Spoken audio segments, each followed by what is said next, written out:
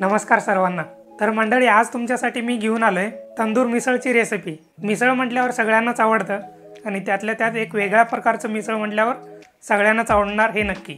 चला तर मग बोलण्यामध्ये जास्त वेळ न घालवता फटाफट रेसिपीला स्टार्ट करूया। आणि हो, रेसिपीला स्टार्ट करायच्या आधी चॅनलला सबस्क्राइब करा, बेल आयकॉनला पण दाबा आणि त्याचबरोबर कमेंट आणि लाईक तर झालेच पाहिजेत, बरोबर की नाही। तर तंदूर मिसळ बनवण्यासाठी सगळ्यात आधी आपण मसाला तयार करून घेणार आहोत। त्या मसाल्यासाठी एक टोमॅटो इथं मी भाजून घेतोय गॅसवरती। जर तुमच्याकडे जाळी नसेल तर असं तुम्ही डायरेक्ट पण भाजून घेऊ शकता।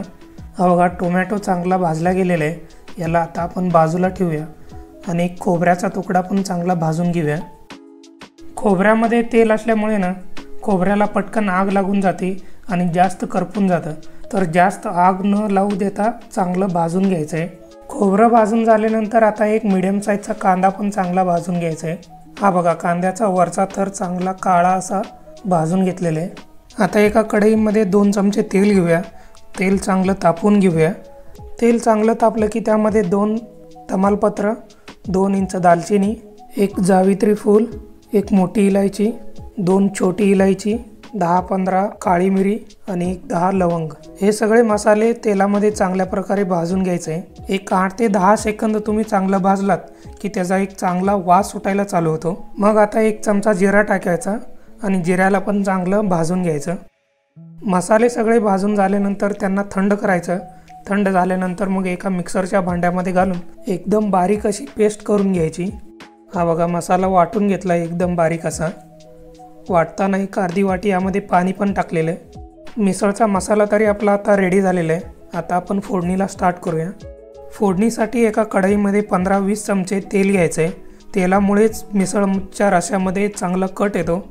जर तुम्हाला कट नको असेल तर तुम्ही तेल कमी वापरू शकता। आता तेल चांगलं तापवून घेऊयात। तेल चांगलं तापलं की त्यामध्ये 1 चमचा जिरा टाकूया। जिरा चांगला तडकला की त्यामध्ये मग मोहरी थोडीशी टाकून घेऊया। मोहरी पण चांगली तडकली की त्यामध्ये मग कढीपत्त्याची पानं टाकून घेऊयात। हे बघा, कढीपत्त्याची पानं चांगली तडका लागली। आता यामध्ये बारीक कापलेला 1 वाटी कांदा टाकून घेऊया आणि कांदा चांगला परतून घेऊया। हा बघा, कांदा चांगला परतलेला आहे। अशा प्रकारे कांदा परतण्यासाठी 3 ते 4 मिनिट हार्डली लागतात। आता कांदा परतून झाला की त्यामध्ये मग आपण वाटून घेतलेला मसाला यामध्ये टाकून घेऊया आणि मसाल्याला पण चांगलं परतून घेऊया। हा बघा, 4 ते 5 मिनिटानंतर मसाला चांगला एकदम ड्राय झालेला आहे। मसाल्यामधलं जे पाणी होतं ते वाफवून उडून गेलेलं आहे। आता मसाल्यामध्ये तेल सुटायला चालू झालेलं आहे। तर अशा प्रकारे एकदम छानपैकी मसाला परतून घ्यायचा आहे। जेवढा मसाला तुम्ही चांगल्या प्रकारे भाजाल तेवढी मिसळची टेस्ट चांगली येते। आता यामध्ये अर्धा चमचा हळद, 1.5-2 चमचे लाल मिरचीचा पावडर टाकतोय। ही बॅडगी मिरचीची पावडर आहे, याच्याने कलर छान येतो, एकदम लाल बुंद असा कलर येतो। आता यामध्ये 1 चमचा गरम मसाला टाकतोय। आता हे चांगल्या प्रकारे मिक्स करून घ्यायचं आहे आणि थोड्या वेळासाठी चांगलं परतून घ्यायचं आहे। गॅस थोडासा कमी ठेवला तरी चालेल, कारण ड्राय मसाले यामध्ये आपण ॲड केलेत म्हटल्यावर ते जळणार नाहीत किंवा करपणार नाहीत। आता यामध्ये 1.5-2 वाटी मोड आलेली मटकी टाकतोय। मटकी टाकल्यानंतर मसाल्याबरोबर चांगल्या प्रकारे मिक्स करून घेऊया। मिक्स करून झाल्यानंतर त्यामध्ये 4 ग्लास पाणी टाकतोय आणि पाण्याबरोबर चांगल्या प्रकारे मिक्स करून घेतोय। पाण्याचं जे प्रमाण आहे तुम्ही तुमच्या प्रमाणे कमी जास्त करू शकता। पाणी टाकून झालं की रस्सा 20 मिनिट चांगलं शिजवून घ्यायचं आहे।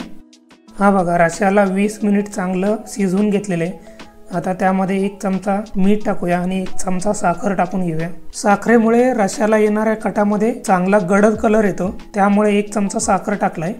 आता वरून थोडीशी कोथिंबीर टाकून घेऊया आणि आणखी एक 5 मिनिटं रस्सा शिजवून घेऊया। हे बघा मंडळी, आपला रस्सा रेडी झालेला आहे। रश्यावरती एकदम लाल बुंद असा एकदम कडक कट पण आलेला आहे। मंडळी, यालाच म्हणतात एकदम कडक तंदुरी मिसळ रस्सा।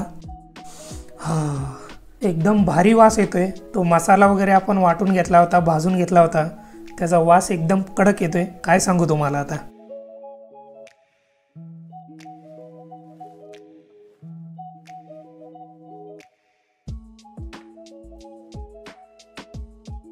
तर मंडळी, कशी वाटली रेसिपी? एकदम सोपी आहे ना। मसाला फक्त करून घ्यायचा चांगला, बाकीचा रस्सा एकदम भारी होऊन जातो।